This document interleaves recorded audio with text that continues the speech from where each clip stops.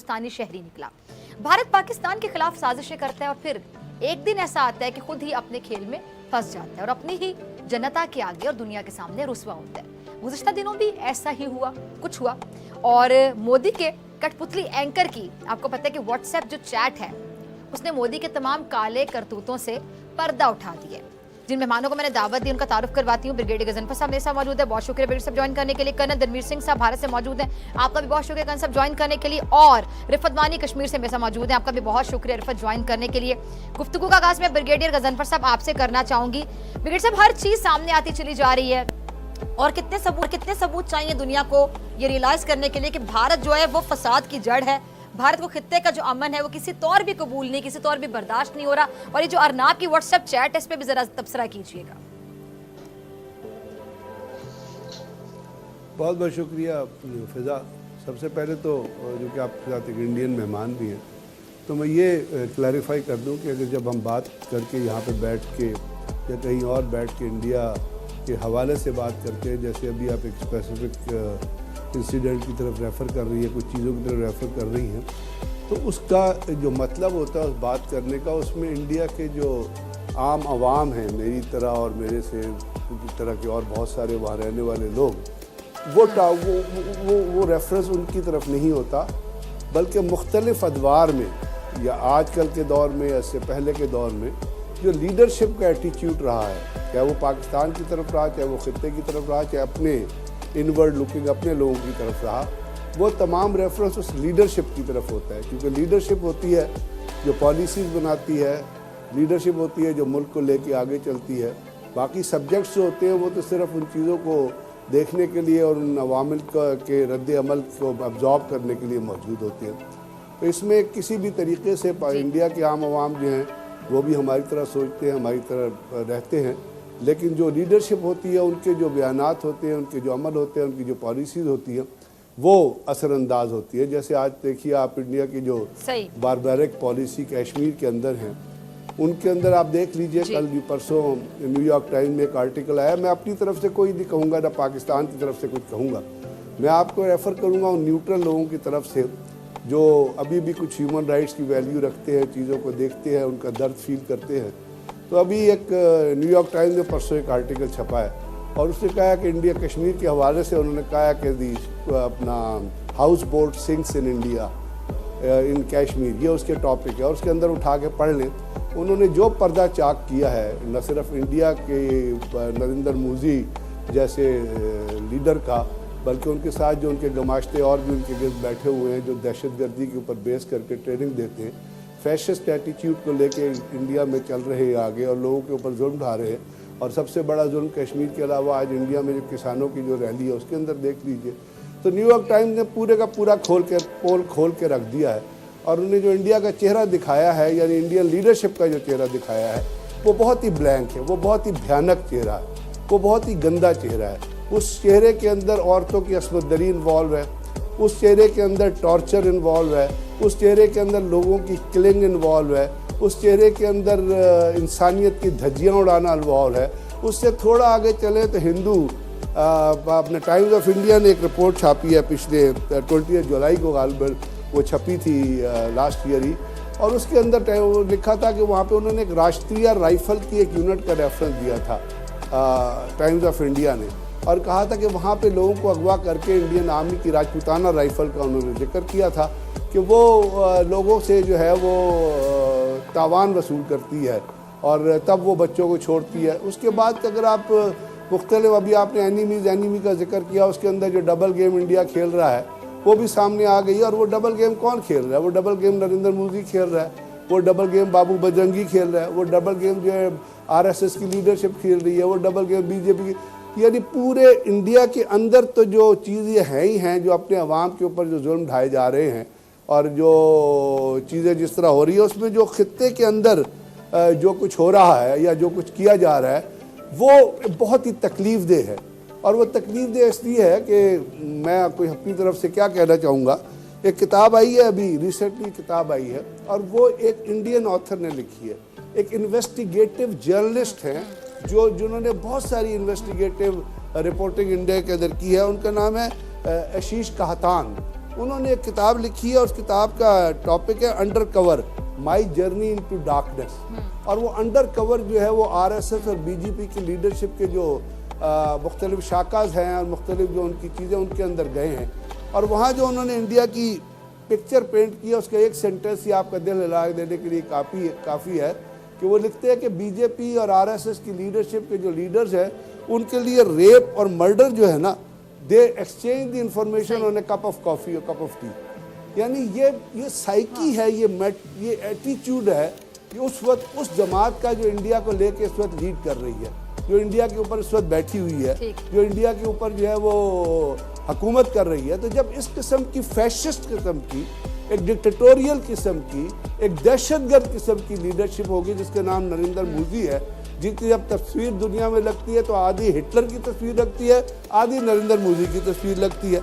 और जब ये तस्वीर लगती है तो दुनिया में क्या मैसेज कन्वे होता है, लेकिन उसको मैसेज की परवाह नहीं है। इसलिए कि जो कुछ इंडिया में हो रहा है आज, वो आप दिल्ली में पूरी दुनिया देख रही है, और जब वो दुनिया देख रही है तो उसके रिपल्स जो है वो अमेरिका में भी जा रहे हैं, उसके रिपल्स यूएनओ में भी जा रहे हैं। अभी जो बाइडन की जो वाइस प्रेसिडेंट है कमला हैरिस, उन्होंने जो कुछ कहा था, या जो बाइडन ने जिस तरह इंडिया कहा था, जो अमेरिका को हमारी पॉलिसी पे तो नहीं चलता कि अमेरिका की तो अपनी पॉलिसी है, ट्रंप की अपनी पॉलिसी थी कि वो शेड कर रहे थे इंडिया को, वो इंडिया के अंदर जो जुल्म हो रहे थे ट्रंप उसके ऊपर नहीं बोल रहा था। हाँ, उसने सालिसी की जरूर पेशकश की थी कश्मीर के ऊपर, लेकिन अभी जो बाइडन और जो कमला हैरिस ने कहा है वो इंडिया की लीडरशिप का भयानक और गंदा और एक बहुत ही गिरा हुआ चेहरा, एक बहुत ही बिलो दी स्टैंडर्ड चेहरा, एक मैं कहता हूँ मतलब एक बहुत ही गंदा चेहरा, एक गंदी किस्म की रिफ्लेक्शन जो दुनिया में जा रही है, उसमें इंडिया के लोगों को फिक्र होनी चाहिए कि ये क्यों हो रहा है, ये किस लिए हो रहा है। अभी परसों ही एक रिपोर्ट चल रही थी मीडिया पे कि इंडिया के अंदर फौजी जो हैं, कोई 1129 फौजी हैं जो कश्मीर के अंदर जो डिप्लॉयड है, सुसाइड कर चुके हैं। एक लेफ्टिनेंट कर्नल थी लेडी, उन्होंने सुसाइड की। तो ये तमाम चीज़ें हैं जो अब रिफ्लेक्शन आहिस्ता आहिस्ता सामने आती जा रही है, जो क्योंकि हम इंडिया एक नेबर है तो ये एक तकलीफ दे रिफ्लेक्शन है। और कश्मीर के अंदर जो जुल्म ढाया जा रहा है, मेरा ख्याल यहाँ तो वो जुल्म ढालेंगे, लेकिन इसका अंजाम उनके अपने लिए भी बहुत बुरा होगा। इनके वहाँ पे जो लोग जुल्म ढाल रहे हैं वो कोई किसी अच्छी तकदीर से नहीं मिलेंगे, क्योंकि इंदिरा गांधी ने जिस वक्त मारा था, सिखों को कत्ल किया था, तो जिस तरह इंदिरा गांधी को मारा गया और जिसका उसको पॉइंट ब्लैंक रेंज पे कत्ल किया गया, ये एक आई ओपनर होना चाहिए थे इंडियन लीडरशिप के लिए कि जी जब आप और उसके बाद देखिए राजीव गांधी के साथ क्या हुआ, उनके दूसरे बेटे। तो ये जो लीडरशिप जो दहशतगर्दी में इन्वॉल्व होती है, वो दहशतगर्दी जो मजहब की बेस, इंडिया जो हिंदू मजहब है वो कभी किसी जगह पर भी दहशतगर्दी की तरबियत नहीं देता, दहशतगर्दी की तरगीब नहीं देता, दहशतगर्दी को लेके आगे नहीं चलता। अमन के मजहब होते हैं सारे, लेकिन जब उस मजहब के अंदर आप फैशिज्म की पॉलिसी लगा लेते हैं। मौका देती हूँ, ठीक है, आपकी बातों का जवाब मेरे ख्याल से कर्नल रणवीर सिंह साहब से लेते हैं। रणवीर सिंह साहब, मेरे ख्याल से मुझे सवाल पूछने की जरूरत नहीं, ब्रिगेड साहब ने बहुत से अहम सवाल उठा दिए, आपके पास क्या जवाब है बतौर हिंदुस्तानी? आप हिंदुस्तान में रहते हैं, आपको हिंदुस्तान में जो इस तरह की ये जो हुकूमत है बीजेपी की, नरेंद्र मोदी की पॉलिसीज हैं, आप मुतमईन है बतौर हिंदुस्तानी शहरी? मेरे को ब्रिगेडियर साहब की बातें सुन के बहुत अच्छा लगा। मेरे को इतनी खुशी हुई कि पाकिस्तान में डर है और नरेंद्र मोदी का खौफ है, ये बरकरार रहना चाहिए, इसी तरीके से बरकरार। गलत बात ना करें, खौफ कोई नहीं है, खौफ कोई नहीं है, मैंने कोई खौफ की बात नहीं की। Why should I be afraid of Narendra Modi? देखिए कर्नल साहब, हकीकत पे बात, मैंने खौफ की कोई बात नहीं की है, मैंने हकीकत की बात की, उस हकीकत पे आप भी बात कर लीजिए। ओके, अगर मेरे को अनइंटरप्टेड टाइम मिलेगा तो बात करूंगा। फिजा इस बार उस तरीके से बात नहीं प्लीज कंटिन्यू। ठीक है ब्रिगेड साहब, जरा आप जवाब सुन लीजिएगा, फिर मैं रिफत को शामिल गुफ्तगू करूंगी, फिर आपके पास आऊंगी। ब्रिगेड साहब, आपको जो पॉइंट्स अगर आप जिसका जवाब देना चाहिए प्लीज साथ साथ लिखते जाइए, आप अपनी बारी पे जवाब दीजिएगा। जी कर्नल रणवीर सिंह साहब। हाँ, तो जैसा मैंने कहा कि सॉरी प्लीज गो अहेड। जी, बहुत खुशी है कि दोबारा दोहराऊंगा कि मेरे को बहुत खुशी है कि नरेंद्र मोदी का खौफ है और ये दुश्मन के दिलो दिमाग में, जहन में ये खौफ बरकरार रहना चाहिए। हम सारे के सारे नरेंद्र मोदी के साथ हैं और अभी उसकी पॉपुलैरिटी हिंदुस्तान में शाया हुई है और 74% उस आदमी की पॉपुलैरिटी है। बहुत ही दिलेर लीडर हुआ है जो कि अपीजमेंट की पॉलिसी को नहीं इख्तियार करता है और बहुत ही खूंखार किस्म का आदमी है अगर दुश्मनों की तरफ से बात की जाए तो, और उसके मंसूबे भी बिल्कुल उसी प्रकार से, बहुत ही खौफनाक मंसूबे हैं और ये मंसूबे बिल्कुल रद्द अमल में आएंगे अगर कोई इस प्रकार की घटना होगी, कोई बात करी जाएगी जिसमें हमारे मुल्क के ऊपर किसी भी प्रकार की कोई आंच है। जहां तक ब्रिगेडियर साहब ने बोला कि हिंदुस्तान की फौज में बहुत रेप और इस टाइप की चीजें जो है ये बहुत नॉर्मल है, और किसी राइटर का नाम लिया कि भाई over A cup of coffee वहां पर रेप और मर्डर की बातें हो जाती हैं, तो मैं सिर्फ ये बात बताना चाहूँगा, याद दिलाना चाहूँगा और आपके व्यूअर्स को भी बताना चाहूँगा कि मेरे ख्याल से बलूचिस्तान के अंदर, सिंध के अंदर बहुत सारी ऐसी लंबी फहरिस्त है जो कि अगवा करके लोगों का अता पता नहीं लगा, मास ग्रेव्स भी मिली हैं और नारे लगते हैं खैबर पख्तूनख्वा में कि ये जो दहशतगर्दी है इसके पीछे वर्दी है। बंगाल में क्या हुआ, 3 लाख औरतों के साथ में रेप किया गया, लाखों लोगों को मार दिया गया। सॉरी कर्नल साहब, मैं आपकी बात को इंटरप्ट नहीं करना चाह रही थी। ये नारे कौन लगवाता है? ये क्या किसी से ढकी छुपी बात है?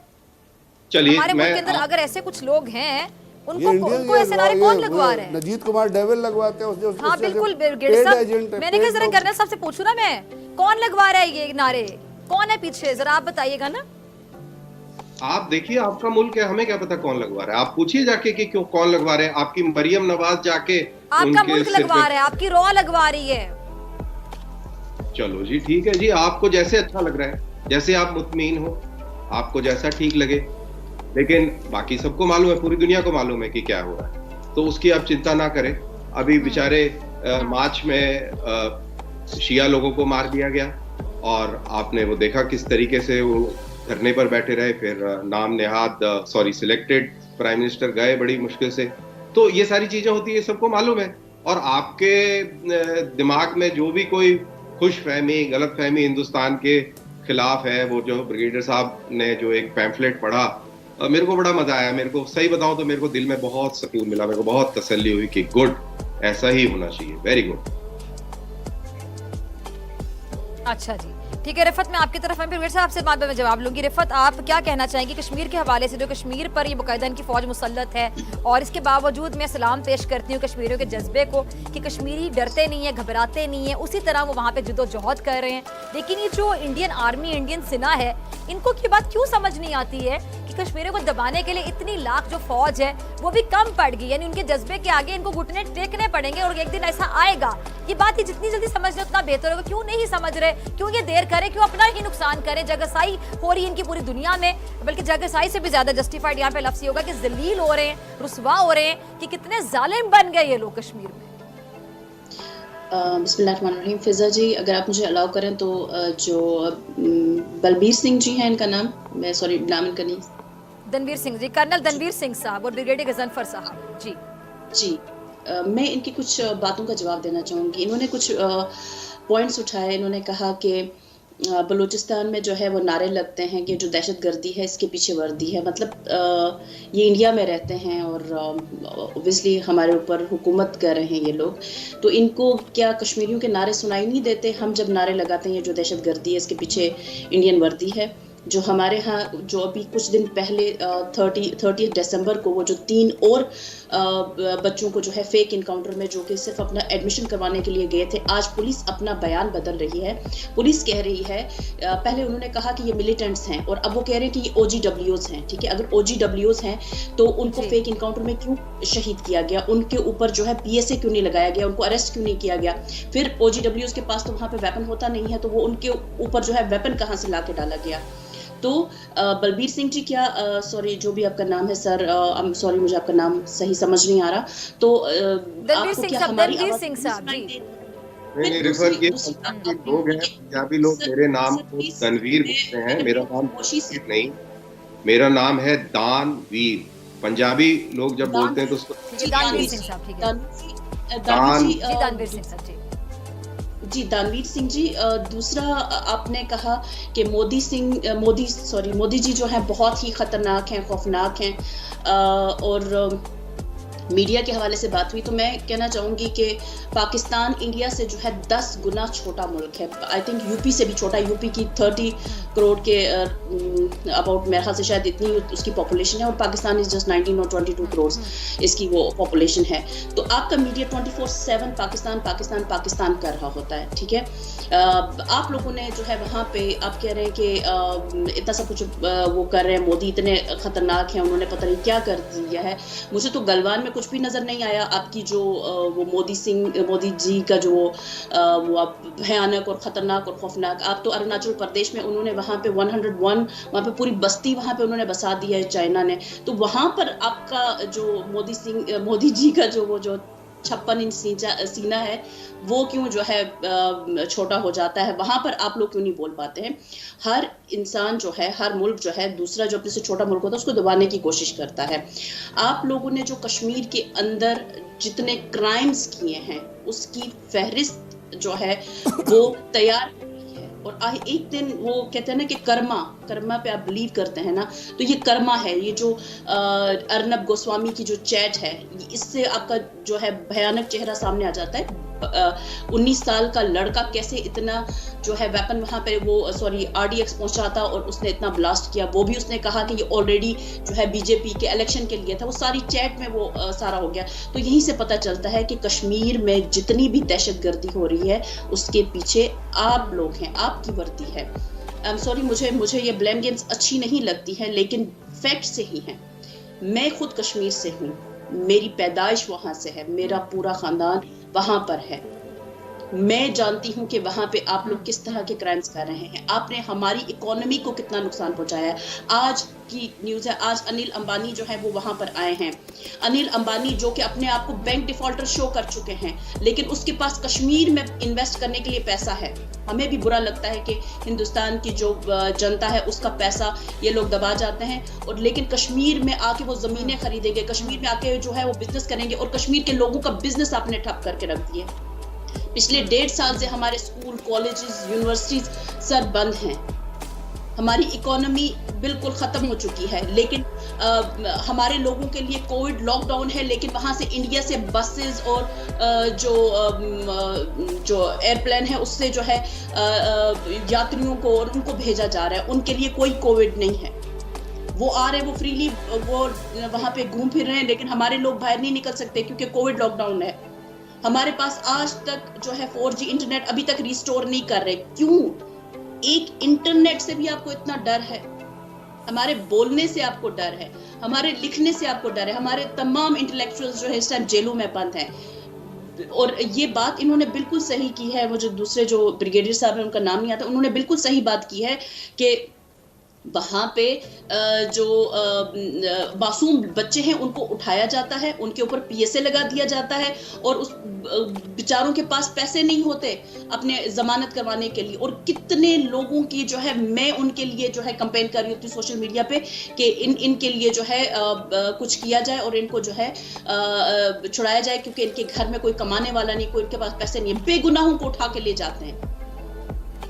कितने लोगों को जो है इन्होंने गायब कर दिया, और उसके बाद उनको जो है ना फेक एनकाउंटर्स में उनको किया गया। अभी रिसेंटली जो शोपियां में एनकाउंटर हुआ था उसका वो अभी रिसेंटली रिपोर्ट आई है, और वो गिल्टी था, वो जो मेजर था। ठीक है जी। अच्छा जी, ब्रिगेडियर साहब आपकी तरफ आना चाहूंगी। ये सब कुछ वहाँ पे हो रहा है और ये इंडियंस कर रहे हैं, वहाँ पे इनकी सेना कर रही है, इनका नरेंद्र मोदी सब प्लान कर रहा है। मुझे बताइएगा, फिर भी ये कहते हैं कि कश्मीर हमारा अटूट अंग है। अटूट अंग के साथ ऐसे कौन कर सकता है? मैं क्या कहूँ, जो शख्स खूनखार, खौफनाक अपने प्राइम मिनिस्टर के बारे में इस किस्म के लफ्ज़ इस्तेमाल करे, तो खूनखार और खौफनाक तो जानवर होते हैं, इंसान तो खूनखार और खौफनाक नहीं होते। आप बता दीजिए कोई इंसान खूनखार है? खूनखार वो होता है जो या चुड़ैल खूनखार होती है। कहते हैं ना, इनके यहाँ वो दूसरे जन्म का तस्वुर है ना, शायद इनको खूनखारी उनसे याद आई। अगर आप अपने लोगों का खून पी के खूनखार होते हैं, वेरी गुड, मैं 2 तालियां बजाता हूँ। अपने लोगों के लिए खौफनाक होते हैं, मतलब है कोई I don't know which world they are living in. एक शर्म की भी कोई इंतहा होती है। लेकिन जब आप जैसे नरेंद्र मोदी बेशरम हो चुका है, दुनिया में उसको गालियां दे, आप जो मर्जी करे, उसको फर्क नहीं पड़ता। He is the biggest terrorist ever born. Hitler के बाद ये हिटलर से भी 2 कदम आगे है। हिटलर ने तो जो कुछ किया था, कुछ चीज़ों को सामने रखा था, इस शख्स के अंदर कोई मॉरल एथिक नहीं है, बिकॉज के बाप का नाम किसी को पता नहीं है। और जिसके बाप का नाम नहीं पता होता वो खूनख्वार नहीं होता। अगर ये खूनख्वार होता ना तो चाइना के सामने खड़ा हो जाता। ये मक्कार और झूठा शख्स है। I can tell you with proof ये किस तरह मक्कारी और झूठी है। मुझे कोई फर्क नहीं पड़ता। मैं तो इस किस्म के लोगों को we don't kick them even. He can be a prime minister of a country, but for us he is a normal human being. अगर वो खूनख्वार और खौफनाक है तो चाइना के आगे क्यों लंबे लेट गए हो? यानी ये इतना झूठा शख्स है, मैं आपको प्रैक्टिकली बताऊं, ये इतना झूठा शख्स है कि इसने अपनी कांग्रेस में बयान दिया, अगर आपको याद होगा, कि चाइना ने तो हमारी सीमा ही पार नहीं की है। चाइना ने तो हमारी सीमा पार नहीं की है। चाइना तो अपने इलाके में है। जो शख्स अपना इलाका बेच के ये कहे कि सीमा पार नहीं की है और अपनी कांग्रेस, उससे बड़ा झूठा और बेईमान शख्स कोई होगा? आज कल ये बीबीसी की रिपोर्ट चली है, चाहे हम अपना डिस्प्यूटेड ओवर अपने इलाके के ऊपर, उन्होंने कहा कि जी अपना ये हिंदुस्तान अपना इंडियन टीवी पे ये रिपोर्ट चली है। इंडियन टीवी पे ये रिपोर्ट चली है कि चाइना जो है वो और आगे आके वहाँ पे बंकर बना रहा है और घर बना रहा है और अपनी हटमेंट बना रहा है, और उन्होंने वहाँ पे एक विलेज कायम कर दिया। खूनख्वारी कहाँ गई? किसका खून पिया? किसानों का खून पिया, कश्मीरियों का खून पी रहा है। खून चुड़ैलें पीती हैं या खून जो है दरिंदे पीते हैं। तो ये किस किस्म का क्या ये इंसान है? ये तो खुद ही कह दिया कर्नल साहब ने कि वो खूनख्वार है। तो इसका मतलब है कि खूनख्वार तो इंसान नहीं हो सकता ना।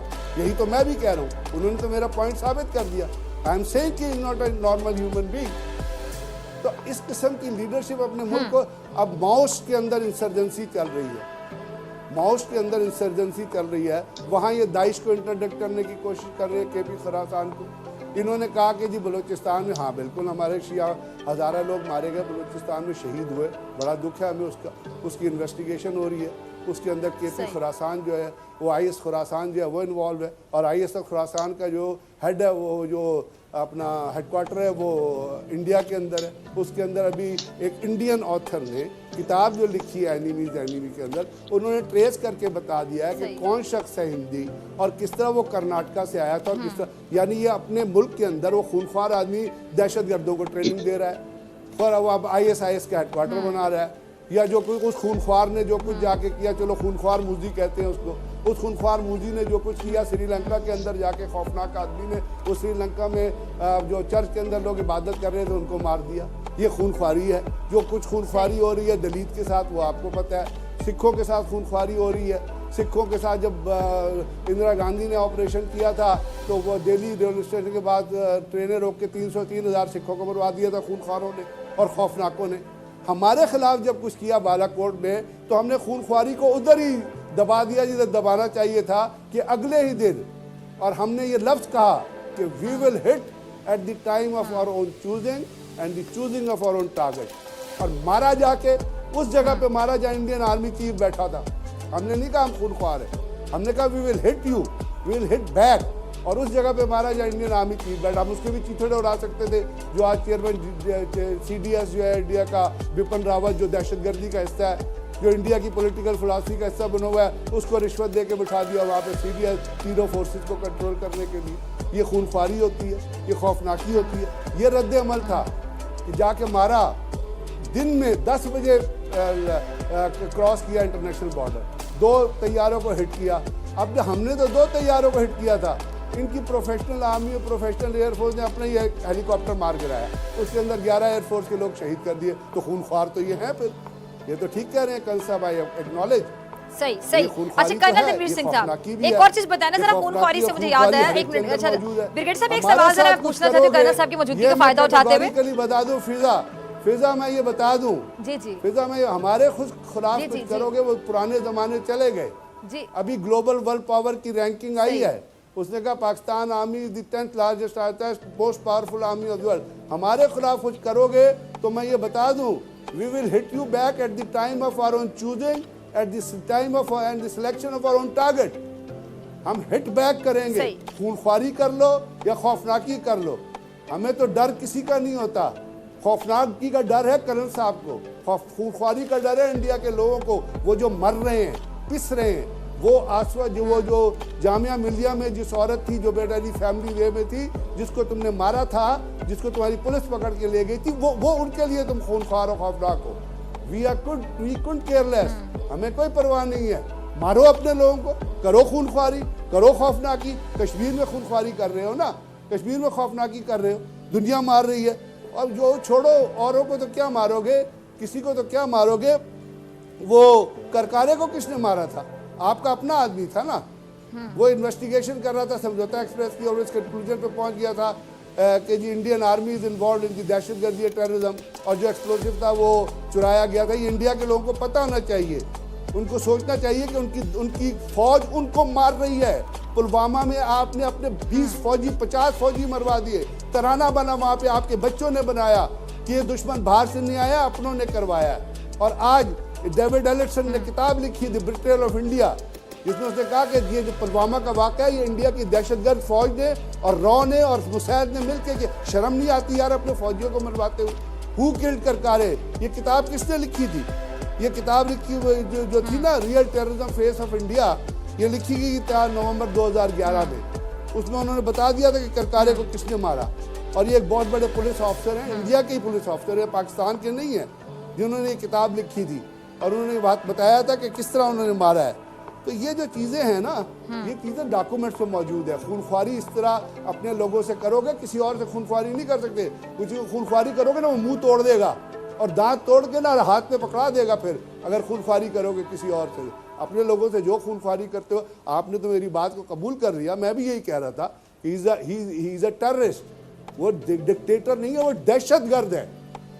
वो खूनख्वार अपने लोगों के लिए दहशत। हमें हिट अच्छा, बैक वहां से करोगे मुझे ना, याद आया। हमें अच्छा, फिर से कुछ मेरे कहोगे तो वक्त की we कमी hit back at the है, time ठीक है। of 8 से 9 मिनट रह गए क्लोजिंग में, ठीक है। अच्छा, मैं कर्नल साहब की जरा मौजूदगी का फायदा उठाते रणवीर साहब आपसे पूछना चाहूंगी कि अब ये जरा बताएं कि जो पुलवामा हमला हुआ था, पुलवामा वाकया, उसमें जो 40 फौजियों की हलाकत है, उसका रिस्पॉन्सिबल कौन है, जिम्मेदार कौन है? और चैट लीक हुई अर्नाब गोस्वामी की, सारे पोल खुल के रह गए। अब भी आप मोदी सरकार के हक में बोलेंगे, खुलकर झूठ बोलेंगे?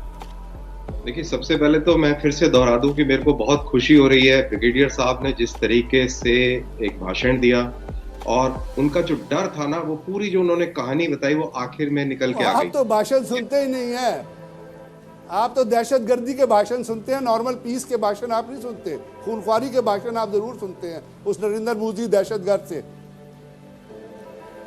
हो गया, मैं बोल दूं फिजा, मुझे दुख हो रहा है कल साहब कि आप एक ऐसे शख्स को सपोर्ट कर रहे हैं जो इंसानों को मार रहा है। मुझे इसका दुख हो रहा है। मैं अपने मुल्क में भी उस शख्स को बड़ा कंडेम करूंगा जो किसी भी तरीक़ेकार से किसी इंसान को मारेगा। तो कुछ तो कहिए ना, कुछ तो सोचिए कि आपके लोग मर रहे हैं, आपके फौजी मर रहे हैं, बोले इस जालिम के खिलाफ आप भी। अब मैं बोल दूं फिजा जी, अगर आपकी इजाजत हो तो। जी प्लीज प्लीज जी। हाँ, मैं जब भी बोलूंगा जब आप मेरे को मौका देंगे, अदरवाइज मैं नहीं बोलूंगा। तो जी कर्नल साहब प्लीज गो अहेड, प्लीज। तो मैं ये बोल रहा था कि ब्रिगेडियर साहब का जो भाषण था उसको सुन के मेरे को बहुत अच्छा लगा, और लास्ट में जो उन्होंने समिंग अप करी कि अगर तुम हमको मारोगे तो हम मुंह तोड़ देंगे, दांत निकाल देंगे, उस टाइप की भाषा का इस्तेमाल किया ब्रिगेडियर साहब ने। तो वो जो डर है वो मुझे बहुत अच्छा लगता है। कभी आपके शाह मोहम्मद कुरैशी बाहर जाके बोलते हैं कि कभी कोई कुछ बोलता है। ये हंसी जो है ना, ये जाने वाली हंसी है, बड़ी प्यारी हंसी है, और हमें ये ऐसी हंसी बहुत 92,000 जब इन्होंने अपने हथियार नीचे गिराए थे तब हमने देखा है इनको कि ये कैसे बिहेव करते हैं। ये हमारे कैदी वैदी रह चुके हैं। इन्होंने पूरा मुल्क तबाह कर दिया, सरेंडर कर दिया। 92,000 फौजी, इतने बड़े जबरदस्त फौजी जो मुंह तोड़ देंगे और दांत निकाल के हाथ में दे देंगे। ये मैं उन फौजियों की बात कर रहा हूँ। अब जहां पे फिजा आपने कुछ एक सवाल पूछा, कल साहब आपने जवाब ये दिया। क्या बात कर रहे हैं ब्रिगेडियर साहब, कर्नल साहब ये क्या बात कर साहब एक छोटा सा सवाल जी, मेरा खाना में नाश्ते के प्लान आप लोग बनाते रहे, साहब, ठीक है, एक फिर छोटा सा नाश्ते भी सवाल आपको मेरे ना लिए। मिले, दुर्गत भी बनाई आपकी पाक फौज ने। कर्नल साहब ये बातें नहीं याद आपको? मेरे को सारी बातें याद है आपकी फिजा अभी जी। आप- नजर कैसे किया गिरा? कर्नल साहब एक छोटा सा सवाल है, कर्नल साहब बिल्कुल गिरा। कर्नल साहब एक छोटा सा सवाल ले लीजिएगा, आपने बिल्कुल अधिक गिराया। सवाल सुन एक लीजिएगा छोटा सा जरा। सवाल ले लीजिएगा। नहीं, मैं पहले आप रणवीर सवाल सिंह का साहब जवाब मुझे दें। जरा छोटा बताइएगा, सवाल आप भी ले नाश्ता लीजिएगा। करने के ख्वाहिशमंद ये थे? बालाकोट के बाद रणवीर सिंह साहब आप भी नाश्ता करने के ख्वाहिशमंद रहे हैं, क्योंकि आप भी भारतीय सेना में रहे हैं ना। भारतीय सेना को बड़ा शौक है लाहौर का नाश्ता करने का, लेकिन शौक कभी पूरा नहीं हो सका। मेरा तो बड़ा मन करता है फिजा जी आपके साथ बैठ के मैं नाश्ता करूं। कर्नल साहब मैं एक आपसे छोटा सा पूछी, सवाल बतौर ले फौजी, लीजिएगा बतौर जरा। भारतीय फौज में आप उसका रहे हैं, जरूर आपका जवाब पाकिस्तान, आप लोग दीजिएगा। भी लाहौर में नाश्ता करने का बड़ा दिल चाहता था, लेकिन वो नाश्ता मेरा- कभी मिल ना सका भारत के किसी भी फौजी को। तो आप बुला लें, हम आके नाश्ता कर लेंगे आपके यहाँ पे, अभी बुला लें, वीजा दिलवा दे, मैं आ जाऊंगा। वो तो मेहमान के तौर ब्रिगेडियर पे साहब आप जी, आए। ब्रिगेडियर साहब आप तो हमारी मेरे ख्याल से मेहमान आपका नवाजी जवाब है, बंद जब है। आपको ब्रिगेडियर बुलाते हैं, साहब हम वो अब आप लोग जवाब नहीं हैं। दीजिएगा। हम वो लोग नहीं हैं जो यूरोपियन यूनियन के लोगों को लेके जाते हैं और श्रीनगर से आगे कहते हैं अब जा नहीं सकते। हमने तो अभी वो आपके पायलट को भी चाय पिलाई थी और उसके नाम से फिर लंदन में कैफे भी खुल गया था, चाय कैफे। तो हम तो मेहमान नवाज लोग हैं, हम कोई खूनख्वार लोग थोड़ी हैं, कोई ना खौफनाक लोग हैं। अब काबिले तारीफ चाय पिलाई थी, वेरी गुड। और हमने आप लोगों हम को तो चाय पिलाते हैं, उसके ऊपर कैफे खुल जाते हैं। लंदन में कैफे खुल गया, आपको पता है हमने आपके पायलट को कितनी अच्छी चाय पिलाई, वो खुश होके गया यहाँ से। उसने कहा कि जी इंडियन आर्मी प्रोपेगेंडा करती है, Pakistan army is the professional army. आप कहाँ पे Fantastic जी। आपने शिकस्त खाई, कहाँ पे आपने हथियार डाले, उसके बारे में कुछ बताएंगे ब्रिगेडियर साहब? अच्छा वैसे मैं चाय का शौक आप एक लोगों को एक पूरा हो सवाल जाने से करता चाय हूँ वाला आपसे आपका छोटा सा। प्रधानमंत्री बन गया, फिजा वज़ीर-ए-आज़म बन फिजा गया आपका। फिजा बिल्कुल बन गया। फिजा जी जी ब्रिगेडियर साहब, जी जी फिजा जी मैं कुछ जी कहना चाहती ब्रिगेडियर हूँ। साहब। मैं कल साहब से सिर्फ ये पूछता हूँ, रिफत की तरफ मुझे कल साहब जी, चले आप ये जी, बता जी। दें, हम तो उसको रिफत की तरफ रोज दुआ देते हैं कि वो दिन दुगना रात चौगना बन जाए और पाकिस्तान का खौफ बढ़ता चले जाए। हम तो दुआएं देते हैं, हम तो बड़े खुश हैं। और हम आपके भी शुक्रिया। किस किस्म का खौफ, किस किस्म का खौफ, और कोई खौफ डिस्क्राइब भी करे ना कल साहब, किस किस्म का खौफ। अच्छा ये बताइए कल साहब, एक बात का एक सवाल का जवाब दीजिए। कल साहब एक सवाल का जवाब दीजिए, अगर आप एक सवाल का जवाब दे सही बताइएगा, सच बोलिएगा, कहना चाहती हूँ। आप सच बोलिएगा। हेलो फिजा, फिजा जी मैं कुछ कहना चाहती हूँ। जी ब्रिगेडियर साहब आप पूछिएगा ब्रिगेडियर साहब, मैं रिफत की तरफ भी जाना चाह रही हूँ। जी ब्रिगेडियर साहब जरा पूछ लीजिए। मैं ये पूछ रहा हूँ कर्नल साहब से ये पूछे कि चले खौफ की बात कर रहे हैं, तो जब पाकिस्तान एयरफोर्स के जहाज़ों ने बॉर्डर क्रॉस किया था, तो जो वहाँ पे कश्मीर में हेलीकॉप्टर जो गिराया था वो किसने मारा था? वो किसको खौफ था कि अपना ही हेलीकॉप्टर मार दिया? इतना खौफ चढ़ गया था पाकिस्तान एयरफोर्स का, अपना हेलीकॉप्टर मार के 11 बंदे मार दिए और उसके ऊपर कोई ताजियत भी नहीं की अपने लोगों से। आप बताइए किसका खौफ था जनाब? झूठ नहीं बोलते हम, आपकी तरह झूठ बताएं नहीं ना किसका खौफ था जिसमें हेलीकॉप्टर गिराया अपना? बोलते। बिल्कुल आप बताएं बिल्कुल। किसका खौफ था अपना मीडिया सबका हेलीकॉप्टर जो झूठ गिराया बोलता था? है कुछ कर्नल बताएंगे? साहब, आपका और- मीडिया कितना झूठ बोलता है। लेकिन 92,000 सैनिकों ने कोई surrender किया था ना? हेलीकॉप्टर अपना गिरा दिया, 11 बंदे मार दिए, अपना हेलीकॉप्टर गिरा दिया, हमारे खौफ में 11 बंदे मार दिए। ये होता है खौफ प्रैक्टिकली, बातों से खौफ नहीं होता। ऐसा तो नहीं हुआ था ना ब्रिगेडियर साहब, ऐसा नहीं हुआ था ना? ये खौफ होता है। खौफ चलिए। ये होता है कि अपना हेलीकॉप्टर मार दो। हाँ बस, खौफ बस, ये होता है ठीक। करकारे को मार दो, खड़का दो करकारे को। पिछले से इंडियन आर्मी ने गोली मारी, अपना ऑफिसर मार दिया। Who killed Karkare? तो माफ कर हेलमेट दो, करकारे। उसकी फैमिली ने आपके किसी भी डेलीगेशन को रिसीव करने से इनकार कर दिया उस औरत ने। उसने कहा मैं न फौज के किसी डेलीगेशन को मिलूंगी, न किसी पॉलिटिकल डेलीगेशन को मिलूंगी, क्योंकि इंडियन आर्मी ने मेरे हस्बैंड को मारा है। You killed Karkare. ये है एक आपकी जो वो मॉरल अथॉरिटी जो है। ठीक है, ठीक है। आप जो कह रहे हैं बिल्कुल सही कह रहे हैं। मैं एक सवाल पूछ लूं आपसे? दो पूछिए। जरा जल्दी पूछ लें ताकि मैं फिर रिफत की तरफ भी जाऊं। बिल्कुल नहीं, आप रिफत की तरफ चले जाएंगे। एक सवाल पूछ रहा हूँ, मेरे को बस ये बता दीजिए कि आपके पार्लियामेंट जी, में जब प्लीज ये अपना बोला था सवाल कि वो पूछिएगा। माथे पे पसीने आ रहे हैं और पैर कांप रहे हैं, ऐसा क्यों हुआ था ब्रिगेडियर साहब? वो किसी और कॉन्टेक्स्ट में था जो पैर कांप रहे हैं, वो किसी और कॉन्टेक्स्ट में था, वो किसी और को कहा गया था, वो इंडिया के हवाले से नहीं था। अगर पैर कांप रहे होते ना तो 10 बजे बॉर्डर क्रॉस ना करते, रात को बॉर्डर क्रॉस करते। अब कर्नल साहब अपने प्राइम मिनिस्टर की मेंटल कैपेबिलिटी देखिए। मैं आपको बताता हूँ, ये टीवी आपके अखबार में आया, अपने प्राइम मिनिस्टर का मेंटल लेवल देखिए। आपकी एयरफोर्स ने कहा कि जी आज हम हमला नहीं करते इसलिए कि वहाँ पे बादल बहुत ज्यादा हैं और क्लाउडी वेदर है। तो आपका वो दहशतगर्द प्राइम मिनिस्टर कहता है कि यार चले जाओ, बादलों में तो जहाज नजर नहीं आएगा। अब आप मुझे बताएं मैं उसको क्या कहूँ? वो खौफनाक है, वो तो किसके लिए खौफनाक है वो मुझे पहले ये बता दें। दलित के लिए खौफनाक है, इंडियन मुसलमानों के लिए खौफनाक है, वो सिखों के लिए खौफनाक है, वो माउस के लिए खौफनाक है, वो नेपाल के लिए किसके लिए खौफनाक है? वो चाइना के साथ क्यों लंबा पड़ गया है? ऐसे आप ही बताइए ना, चाइना के साथ आपका प्राइम मिनिस्टर क्यों लंबा पड़ गया? पिटते पिटते पिटते यही जिंदगी। मैंने आपका प्राइम मिनिस्टर पे गया था, वो काफी देर से खामोश हैं। उस दिल फौजी जी अच्छा जी, ठीक है जी। रिफत, आपका लास्ट कमेंट में चाहूंगी। आई एम रियली सॉरी आपको इंतजार करना पड़ा, काफी देर से आप इंतजार कर नहीं, रही कोई बात नहीं। असल में मुझे थोड़ी सी हंसी भी आ रही थी। जो देवेंद्र जी हैं वो बार बार जो है वो रिपीट कर रहे हैं वही चीज़ें और कह रहे हैं कि मैं बहुत खुश हूँ, और इन्होंने किसी भी एक चीज़ के ऊपर जो है वो बात नहीं की जो वहाँ पे जो कश्मीर का जो इशू है, जो वहाँ पे जो किलिंग्स हो रही हैं, वो कभी 1972 के जो आप लोगों का वॉर हुआ था इंडिया पाकिस्तान का, उसकी तरफ जा रहे थे कि आपके कितने आर्मी के जो पर्सनल थे वो जो थे अंडर कस्टडी थे इंडिया के। इसी तरह तो मैं देवेंद्र जी को बताना चाहूँगी, जब 1962 में जो आपका वॉर हुआ था चाइना के साथ, तो आपके भी 33,000 जो थे वो उनके कस्टडी में थे, जिनको बाद में एज अ जो वॉर प्रिजनर्स उनको रिलीज किया गया था। मानने में शर्म नहीं आती, लेकिन हमें इसको मानने में शर्म नहीं। हमारी शिकस्त हुई थी 65 की लड़ाई में और बहुत ही जबरदस्त शिकस्त हुई थी। हम इसको मानते हैं, इसमें जो सही है वो सही है, जो आज क्या हुआ? आज की लड़ाई में क्या हुआ? मुझे बात करने का मौका दीजिए। मैं आप लोगों के आज की लड़ाई में बताए ना क्या हुआ? क्या आप सीमा तो पार नहीं की इंडिया कश्मीर चाइना में? लोग लड़ते हैं, कोई हारता है कोई जीतता है, लेकिन पाकिस्तान वाले वो मानने को तैयार नहीं थे। ब्रिगेडियर साहब हमारे कैदी रहे होंगे, कि कहाँ पे रहते, कौन सा पीडब्ल्यू कैंप। नहीं, मैं कैदी नहीं रहा, मैं कैदी बिल्कुल नहीं रहा। आपकी भाषा तरीका बताया है कि आप कैदी रहे हो।